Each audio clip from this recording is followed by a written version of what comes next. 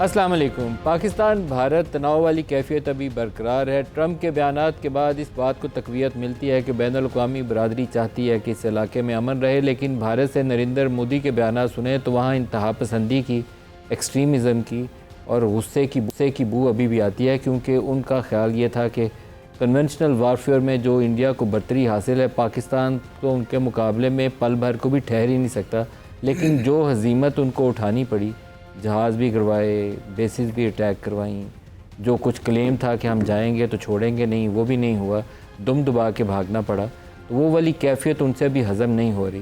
تو ابھی یہ کہنا مشکل ہے کہ آئندہ آنے والے دن کیا پیغام لائیں گے، امن کا پیغام ہوگا یا یہ تناؤ برقرار رہے گا یا اس کے علاوہ کچھ اور ہوگا۔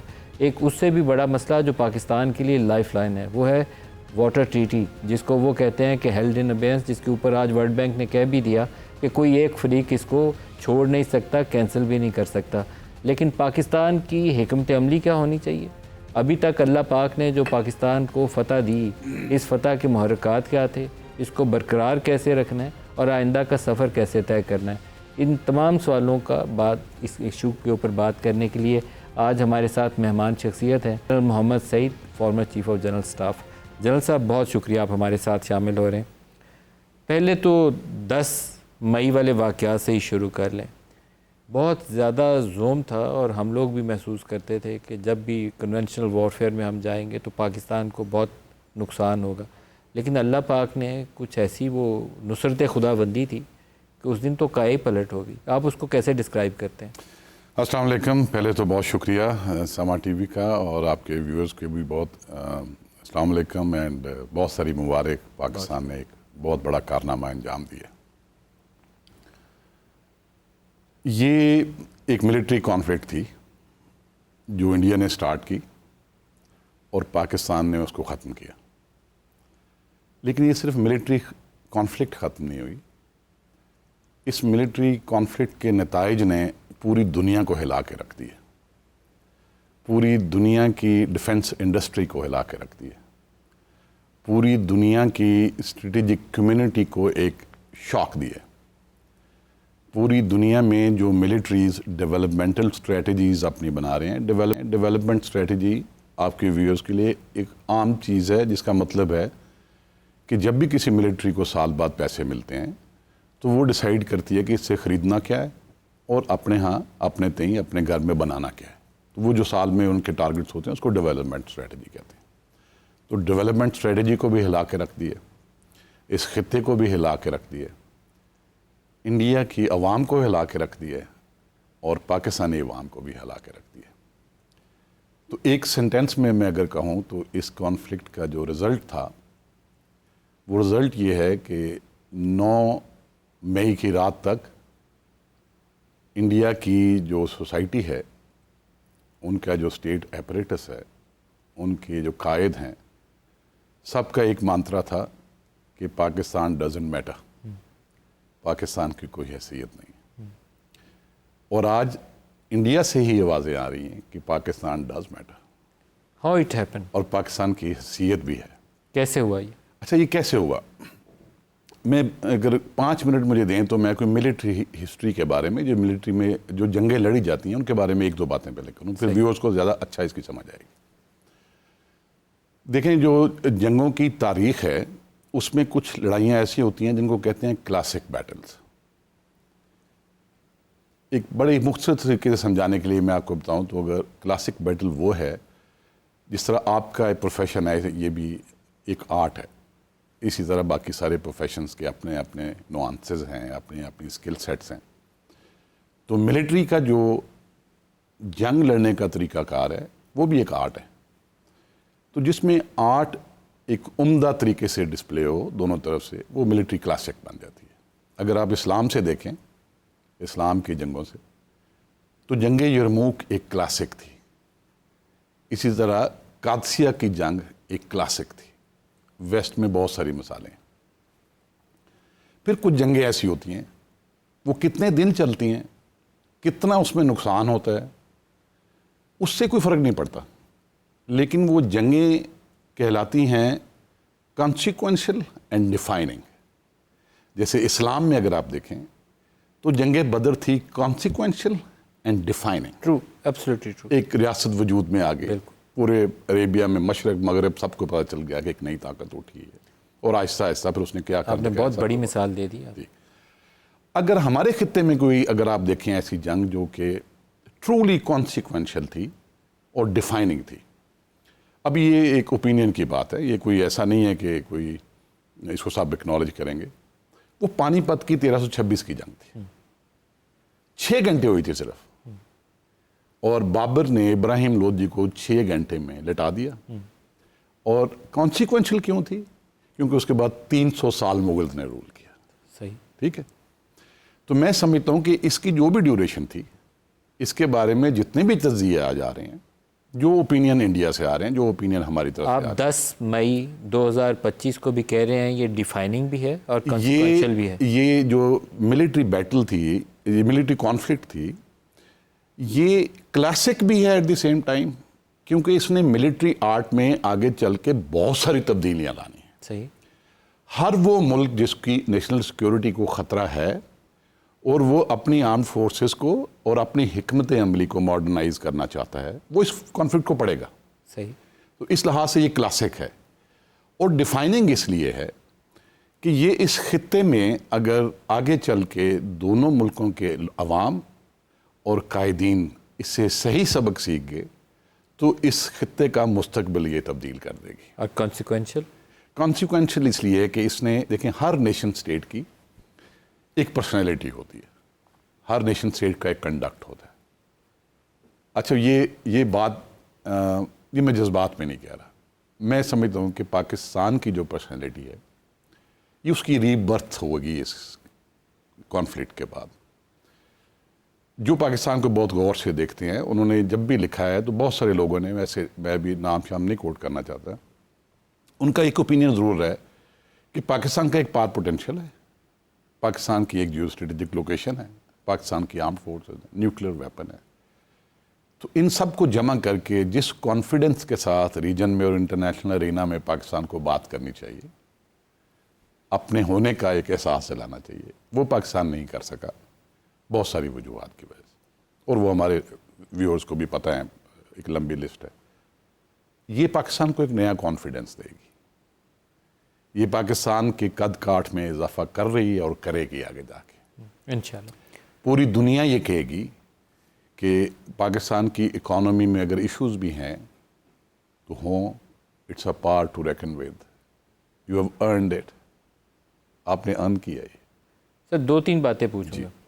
اس جنگ کے اندر کچھ ایسی چیزیں تھیں, ان کے ڈرونز آئے, وہ پنڈی اسلام آباد تک پہنچے ہیں, ہمارے ڈرون اڑے ہیں دہلی تک پہنچے ہیں, انہوں نے میزائلیں اڑائی ہیں تو آپ کی نور خان بیس کو, شور کوٹ کو, پتہ نہیں کس اور بیس کو لگایا, ہم نے اڑائے ہیں تو ہم نے ان کی جس بیس کو ہٹ کرنا چاہے اس کو جا کے ہٹ کیا.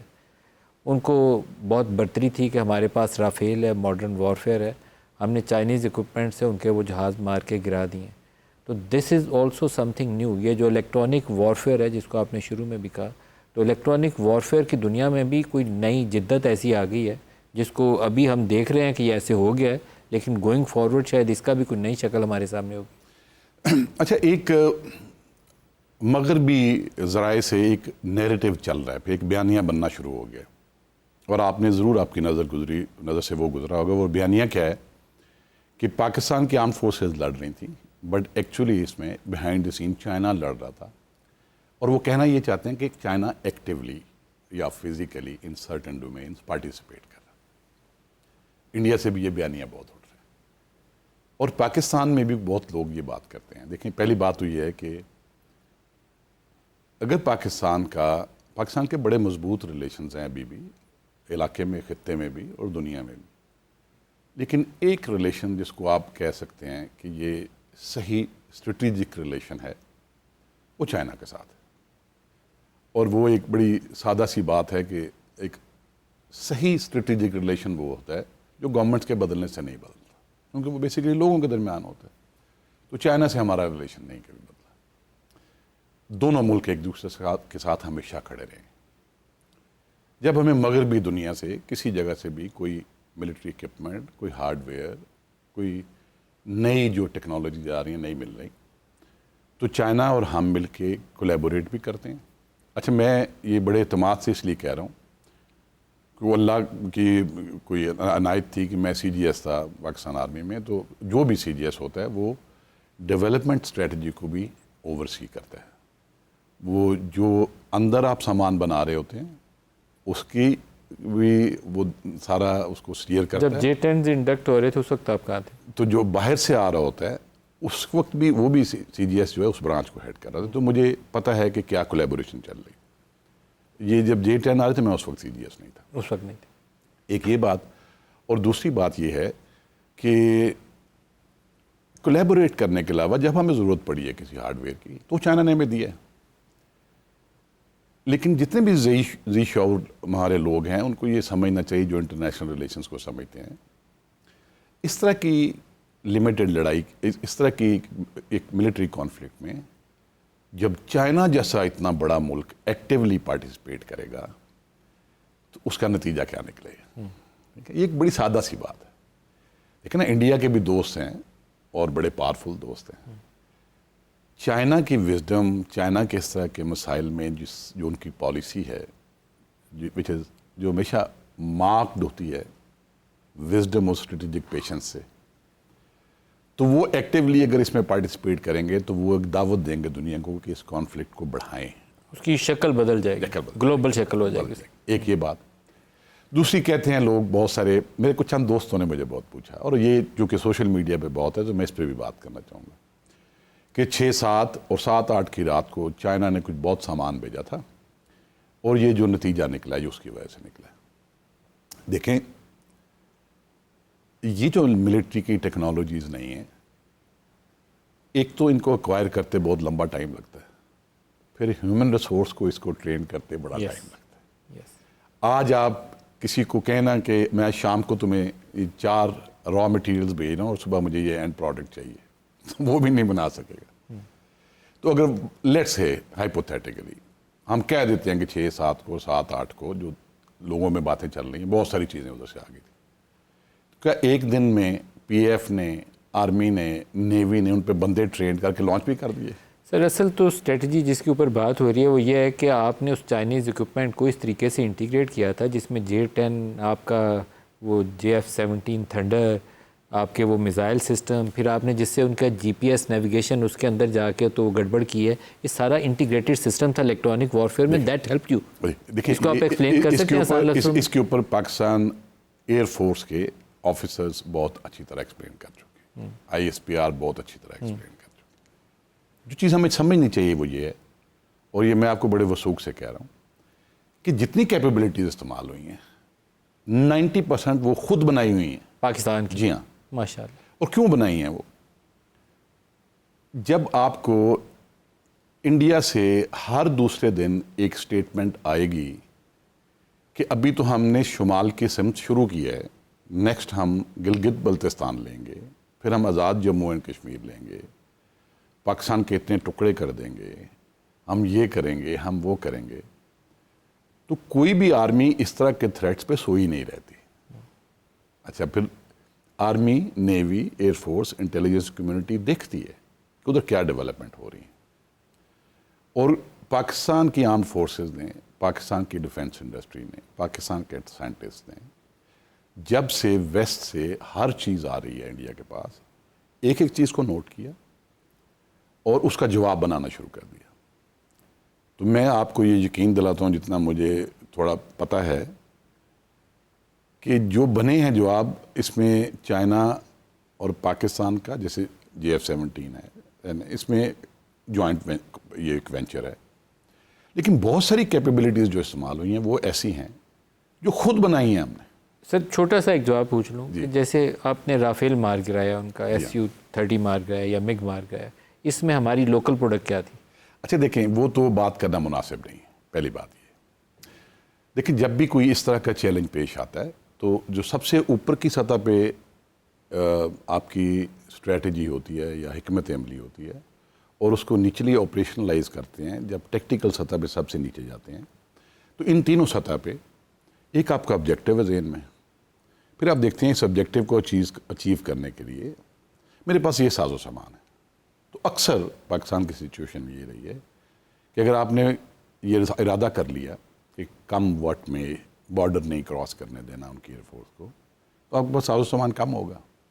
تو تیسری پھر آپشن کیا آ جاتی ہے آپ کے پاس, ویز, طریقہ کار کیا اختیار کریں گے جو آپ کے دشمن کو بھی نہ پتہ ہو اور آپ اس کو سرپرائز بھی کر دیں, اور ان جو کمی ہے وسائل میں وہ اپنے طریقہ کار سے, اپنے ویز سے اس کو پورا کر لیں.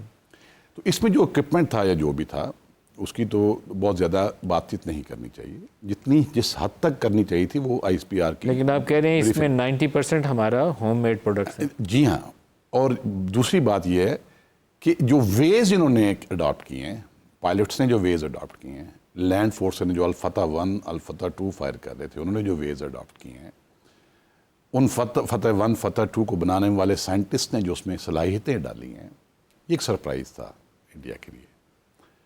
اور میں یہ سمجھتا ہوں کہ جب یہ سرپرائز ہو گئے ہیں تو انڈیا کی بھی بڑی پروفیشنل آرم فورسز ہیں, وہ ان کا جواب ڈھونڈیں گے ابھی. لیکن اگر انہوں نے دوبارہ ایسی کوئی کوشش کی تو ان کو پھر نیا ایک سیٹ آف سرپرائزز ملے گا. تو پاکستان میں جو ہمارے عوام ہیں ان سب کو یہ اعتماد ہونا چاہیے کہ جو آپ کو آرم فورسز ہمیشہ کہتی رہتی تھی کہ ہم جواب دیں گے اور ہم منہ توڑ جواب دیں گے, انہوں نے آپ کو اور پوری دنیا کو وہ جواب دے کے دکھا دیے. شکر ہے اللہ پاک کا. پوری دنیا اس کو مان رہی ہے. سر ایک اور سوال ہے, اب یہ کرنا چاہیے, اب یہاں سے آگے چلنا چاہیے. ایک اور سوال پوچھ لوں, یہ جو ہم نے وہ ان کا سسٹم تھا S-400 کا, اس کے متعلق تھا کہ وہ تو آج تک کسی نے مارا نہیں ہے, تو ہم کہتے ہیں ہم نے JF-17 سے ان کی 2 بیٹریز اڑا دی ہیں. تو آپ تھوڑا سا اس کو بھی ایکسپلین کر دیں. اچھا, یہاں بھی ویز کی بات ہے اور وہ بہت ہی غیر مناسب ہوگا کہ ان ویز کے اوپر کوئی میڈیا میں بات کی جائے. ملٹریز میں دنیا میں کبھی کوئی ایسا چیلنج نہیں ہوتا جس کا جواب نہ ڈھونڈا جا سکے. جب سامان سے نہ ڈھونڈا جا سکے تو پھر دل جگرے والے لوگ چاہیے جو کہ میں کر کے آتا ہوں, اور بیچ میں اگر چلا بھی گیا تو کوئی بات نہیں. کر کے آتا ہوں سے مراد ہوتا ہے کہ آپ بارڈر کے اس پار جاتے ہیں؟ ضروری نہیں ہے. آج کل تو آپ نے اس لڑائی میں خاص طور پہ دیکھا تو بارڈر کے اندر ہے کتنے ایک ڈسٹینس مارا. بٹ میں صرف جہاز کے کانٹیکسٹ میں نہیں کہہ رہا, ہماری آرم فورسز میں اور ہمارے عوام میں بھی یہ جو جذبہ ہے نا, اس کو سمجھنے میں بہت فقدان ہے. میں یہاں میں ذرا زوم آؤٹ کر کے ایک اور بات کرتا ہوں. ملٹری پلانرز کو ہمیشہ ایک چیلنج رہا ہے کہ جب وہ اپنے دشمن کو دیکھتے ہیں تو وہ دیکھتے ہیں کہ اس کے پاس آرمی کتنے بڑے سائز کی ہے, ٹینک کتنے ہیں, گنز کتنی ہیں, رائفلیں کتنی ہیں, جہاز کتنے ہیں, وہ ہارڈ ویئر سارا گنتے ہیں, ان کی ٹریننگ کیسی ہے, کیپیبلٹیز کیسی ہیں.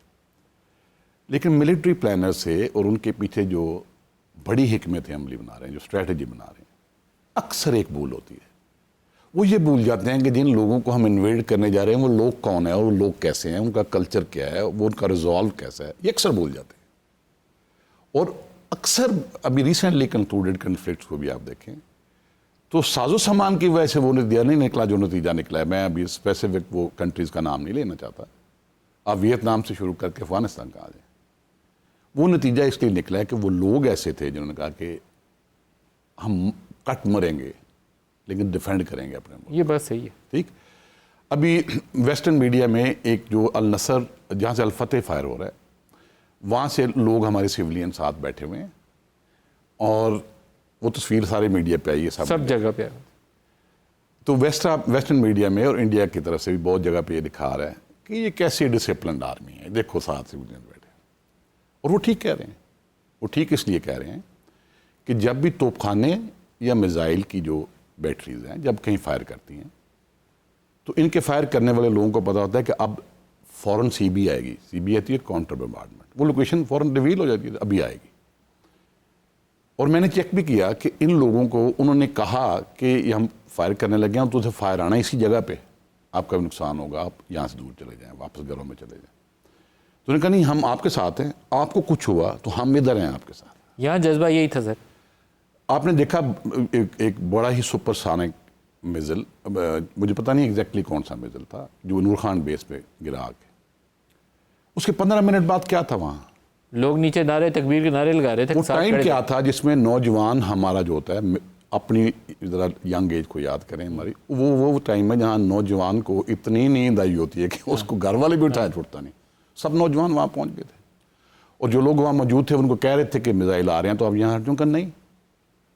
اچھا میں یہ ایگزیجریٹ نہیں کر رہا, یہ حقیقت. میں نے تو وٹنس کیا نا, میں تو رپورٹ کر رہا. اب بات یہ ہے کہ اگر دوسری طرف کی حکمت عملی بنانے سے پہلے ان کی سوچ یہ تھی کہ تھوڑا تقسیم ہے لوگوں میں, معیشت بڑی کمزور ہے, IMF میں یہ پھنسے ہوئے ہیں, ملٹری کا ساز و سامان اتنا نہیں ہے, اوکے مومنٹ آف ویکنس, چلیں اس کو ایکسپلائٹ کرتے ہیں.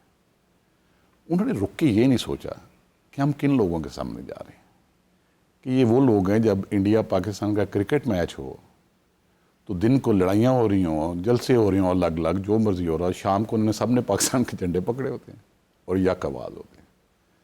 تو یہ کیسے ہوگا کہ انڈیا اٹیک کر دے اور یہ لوگ ڈیوائیڈڈ ہیں. یہاں میں آپ کو بڑی اہم چیز بتاتا ہوں. ان کے ایئر چیف آج انڈیا کے آج کی ان کی پریس تھی یا کل تھی, جس میں وہ کہہ رہے تھے کہ ہمیں علم ہوتا ہے کہ وہ کیا ٹریننگ کر رہے ہیں, تو ہمیں بھی علم ہوتا ہے کہ وہ کیا ٹریننگ کر رہے ہیں.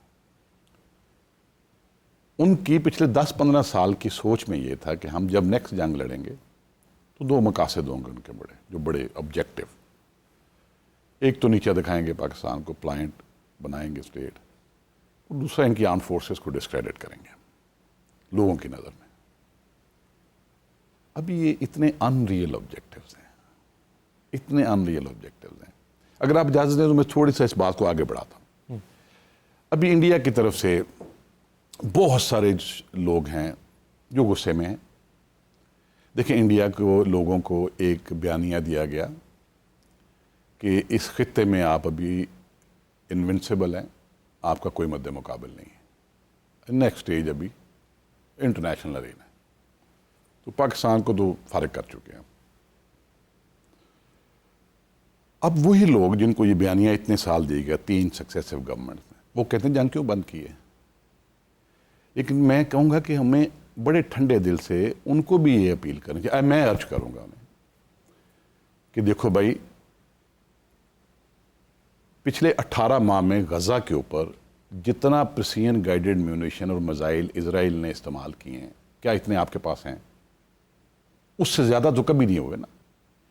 اس سے کیا ہو گیا, غزہ ختم ہو گیا یا ان کا جذبہ ختم ہو گیا. 62,000 لوگ شہید ہوئے ہیں وہاں, 62,000, آدھا بلڈنگز تباہ ہو گئی ہیں. ٹھیک ہے, ابھی اتنے پریسیجن گائیڈڈ PGMs تو اور اتنے لیتھل میزائل تو آپ کے پاس نہیں ہیں. انہوں نے اپنے بھی ختم کر دیے ہیں, اپنے الائز بھی جو بڑے مضبوط ہیں, میں اگین ان کا نام لیتا ہوں, ان سے لے کے وہ بھی کافی ختم کر چکے ہیں. اور ایک مجھے یہ میری ناقص رائے میں ان کے ہاں یہ بھی سوچ تھی کہ یہ غزہ میں ہم اگر اس طرح میسیولی ڈسٹرکشن کریں گے تو غزہ کے لوگ اٹھ کے حماس کے اگینسٹ کھڑے ہو جائیں گے. سلام ہے ان لوگوں کو. 5 بندے کہیں آپ نے دیکھے ہیں کھڑے ہو کے حماس کے خلاف کوئی بات کر رہے ہیں, ان کا ان ویورنگ ریزالو. کوئی 5 بندے دکھا دے فوٹیج جو کہہ رہے ہوں کہ حماس کے ایکشن کی وجہ سے ہمارے ساتھ یہ ہو رہا ہے. اب ابھی جو باقی غزہ رہ گیا ہے, گاڈ فاربڈ اس سارے کو بھی آپ ختم کر دیں. ایک غزن فیملی جب تک رہے گی اب غزہ نہیں ختم کر سکتے. ٹرو. ٹھیک ہے. ٹرو. دیکھیں جو ہمارے اس طرف سمجھ رکھنے والے اور پڑھے لکھے لوگ ہیں کہ اگر آپ چاہتے ہیں کہ یہ جنگ کنٹینیو رہتی تو آپ بھی 18 مہینے اتنے ہی میزائل مار لیتے ادھر, فرض کریں. حالانکہ غزہ میں اتنے میزائلز اور ایمونیشن اس لیے مارے گئے کہ سامنے کوئی تھا ہی نہیں, وہاں کوئی عام میں تو نہیں تھی سامنے. 69 لوگ تھے جن کو مارتے رہے. حضرت تو یہاں تو آپ کو ہمیشہ جواب ملا ٹکا کے, اور وہ ملے گا بھی. تو یہاں فرض کریں جواب نہیں دیتے, آپ مار لیں, وہ آپ 62,000 بندے پاکستان میں شہید کر دیں, اللہ نہ کرے, مان لیتے ہیں. ایک شہر جو غزہ ہے 21/7 کلومیٹر کا, اتنا یہی سا آپ ڈسٹرائے بھی کر دیں, لاہور کا کر دیں, کراچی کا کر دیں, کہیں کا کر دیں. تو بھئی جنگیں تو لڑی جاتی ہیں کہ ملٹری کی جب کارروائی مکمل ہو جائے تو اس کی اچیومنٹ سے آپ ایک دیر پا امن قائم کر سکیں. تو جو لوگ پاکستان کا سمجھ لیں کہ ان کے پاس کچھ بھی نہیں ہے, آپ نے یہ کر لیا, کیا اس کے بعد امن قائم ہو جائے گا انڈیا پاکستان میں؟ کبھی نہیں ہوگا. بریک ایک پاکستان جب تک ایک پاکستانی زندہ ہے, پاکستان بھی زندہ رہے گا, پاکستانیت بھی زندہ رہے گی. تو میں بھارت کے لوگوں کو یہ کہنا چاہوں گا کہ ٹھنڈے دل سے سوچیں, آپ پاکستان کا کچھ نہیں کر سکتے.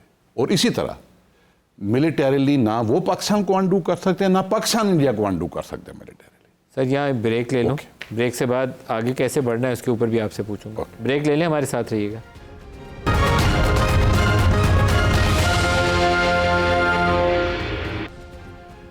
پروگرام میں دوبارہ خوش آمدید کہتے ہیں. جنرل محمد سعید ہمارے ساتھ ہیں. جنرل صاحب, ایک پہلے انٹرنیشنل یہ جو ہماری انڈس واٹر ٹریٹی ہے اس کے اوپر سوال کر لوں تو پھر فیوچر کورس کیا ہونا چاہیے اس کی طرف آتے ہیں.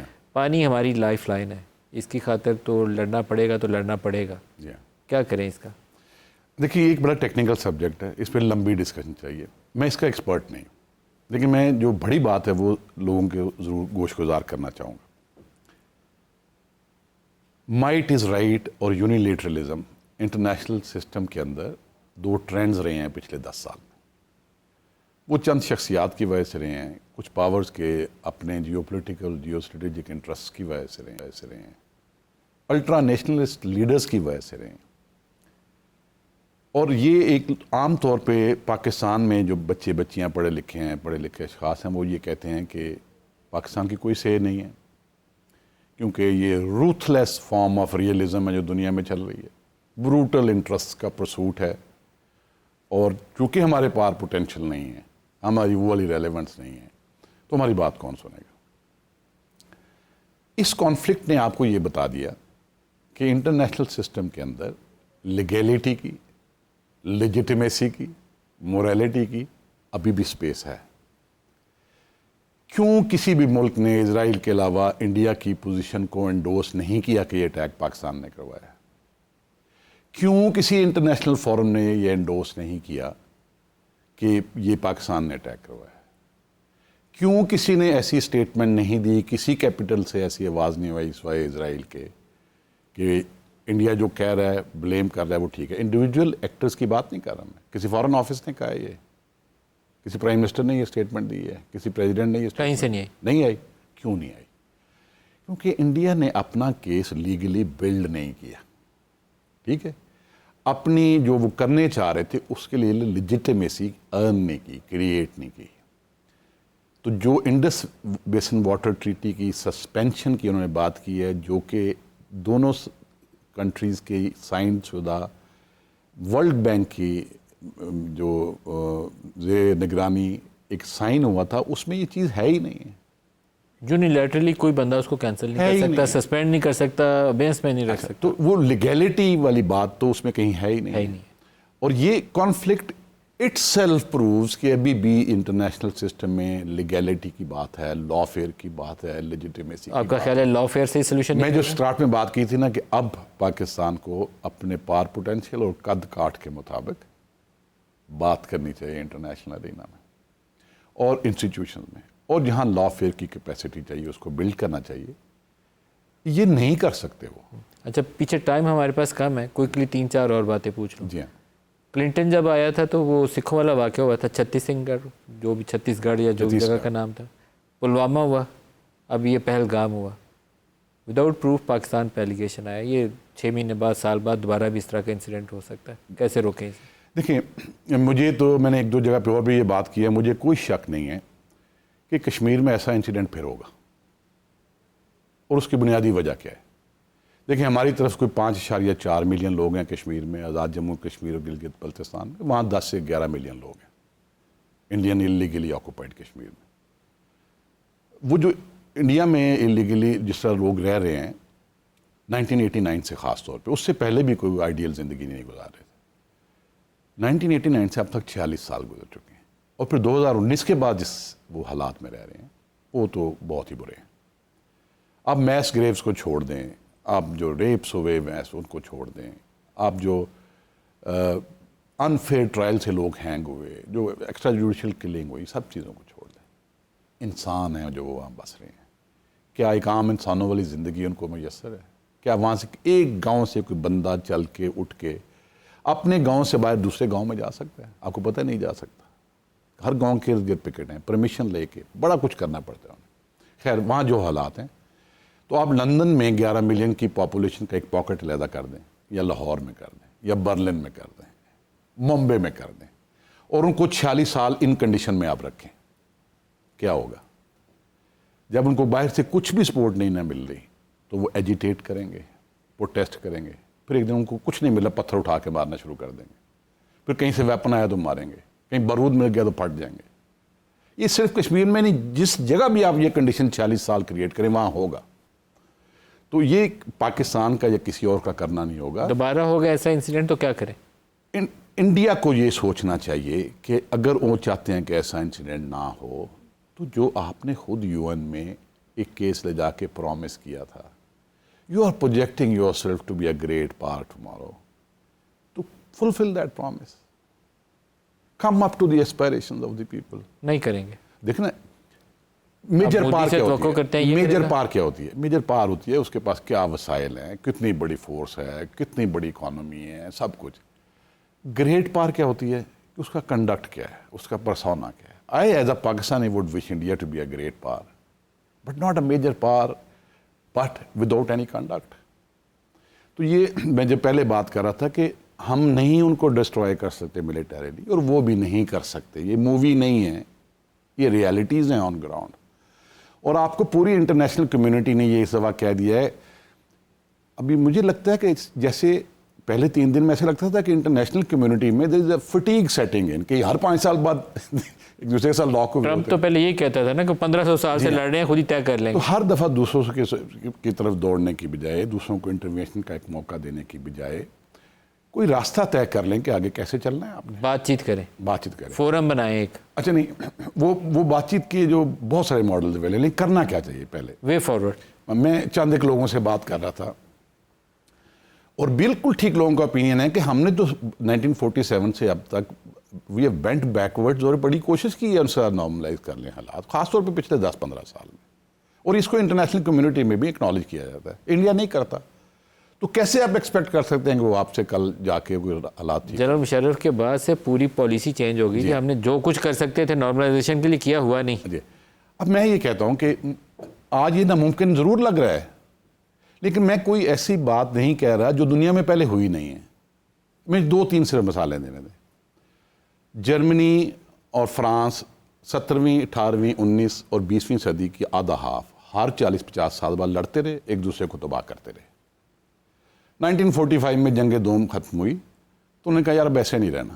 اگلے 25 سال میں 1975 تک پوری طرح انٹیگریٹ ہو چکے تھے, economically, politically, socially, culturally, despite 2 الگ لینگویجز ہونے کے بعد. ہمارے پاس پیچھے ٹائم کم ہونا ہے. آپ کا انسٹیٹیوشنل میکنزم کیا سجیسٹ کرتے ہیں؟ میں کرتا ہوں. ابھی جاپان اور امریکہ کی مثال دے لوں, تباہ کر دیا انہوں نے, آج بڑا اسٹرانگ ریلیشن ہے. ایران عراق 8 سال لڑے, آج بڑا اسٹرانگ ریلیشن ہے.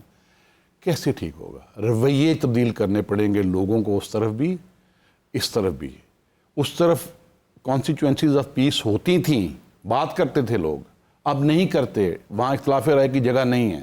ہمارے ہاں اب بھی کانسٹیچوئنسیز آف پیس ہیں. دیکھیں میں یہ بات کر رہا ہوں نا, میں ایک ریٹائرڈ گورنمنٹ سرونٹ ہوں, میری کوئی حیثیت نہیں ہے. ششی تھرور نے کل کیا بات کی ہے؟ ان کی ایک ڈومیسٹک کانسٹیچوئنسی ہے, اس کی انٹرنیشنل ارینا میں ایک کانسٹیچوئنسی ہے.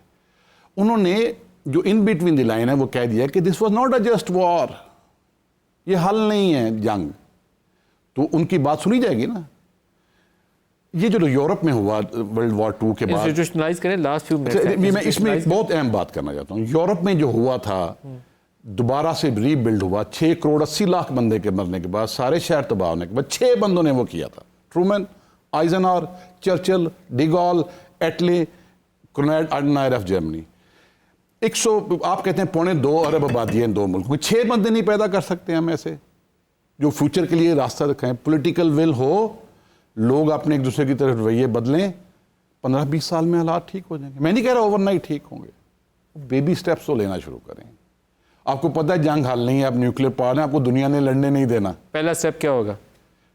پہلا سٹیپ تو شروع ہو چکا ہے, ایک انگیجمنٹ تو شروع ہو چکا ہے. امریکہ پہلا کریج چاہیے دونوں طرف سے ایک ایسے لیڈرز چاہیے جو کہیں کہ we have to draw line on the past. اور مجھے بہت ہوپ ہے کہ ایسا موقع آئے گا. 3-4 بندے پاکستان دے دے, 3-4 وہ دے دے, اور بیٹھ جائیں اور بیٹھ کے کوئی روڈ میپ طے کر لیں. صرف 3-4 نہیں, میں کہتا ہوں ایک بڑا گروپ ادھر سے بنائے. میں نے اپنے لوگوں سوسائٹی میں کام کیا ہے, بروکریٹس کے ساتھ میں نے کام کیا ہے, سیاستدانوں کے ساتھ SAFC میں نے ٹیکنوکریٹ کے ساتھ کام کیا ہے. اتنی کیپیسٹی ہے ان لوگوں میں. اسی طرح ادھر بھی بہت کیپیسٹی ہے. The question is, will people from both countries assert themselves on the leadership and say, mend your ways? Last minute ہے. ہم 78 سال جس طرح رہے ہیں ہم نے ایسے نہیں رہنا. ایسے نہیں رہ سکتے. تو یہ لوگوں کو کہنا چاہیے. میں تو کہہ رہا ہوں شاید دوسری طرف سے بھی آواز آ جائے. اتنی جلدی نہیں آئے گی. میں کہتا ہوں اگر فرض کریں اس راستے پہ. ایک جواب لے لوں لاسٹ منٹ کا. وہ پروڈیوسر صاحب مجھے کہہ رہے ہیں جی مودی نے کوئی 3-4 دفعہ کہا اٹس اے نیو نارمل. جی ہاں. تو ہمارا نیو نارمل کیا ہے؟ ہمارا نیو نارمل یہ ہے کہ you can not undo Pakistan. You tried many time. You will never be able to do it. انشاءاللہ. Don't underestimate Pakistan. Napoleon نے یہ کہا تھا کہ overestimation of the enemy بہت نقصان دہ ہے کہ اس سے آپ میں انڈیسین آتا ہے, اس میں آپ میں کاورڈائز بھی آ جاتی ہے, اس رسک لینے کی پوزیشن میں نہیں رہتے. لیکن انڈر ایسٹیمیشن اس سے بھی زیادہ ڈینجرس ہے بیکاز پھر آپ کے ڈیسیژن بڑے ریشنل ہوں گے, آپ کے ڈیسیژن بڑے غلط ہوں گے, آپ آبجیکٹیوز بڑے ہائی رکھ لیں گے جو آپ اچیو نہیں کر سکیں گے. تو پھر تو قائد اعظم کا قول ہے نا کہ no power on earth can undo Pakistan. No power on earth can undo Pakistan. General Muhammad Saeed صاحب لیکن اس کو کمپلیٹ کیجئے گا پبلک پروگرام میں کہ قائد اعظم کی پوری سیئنگ کیا ہے. یہ ہاف کوٹ ہوتی ہے. بول دیجئے. انہوں نے کہا تھا if no power on earth can undo Pakistan provided you stay united and work hard. That is the complete thing. General Muhammad Saeed سابق چیف آف جنرل اسٹاف, بہت شکریہ آپ ہمارے ساتھ رہے. آج کے لیے اتنا اجازت دیجیے. اللہ حافظ.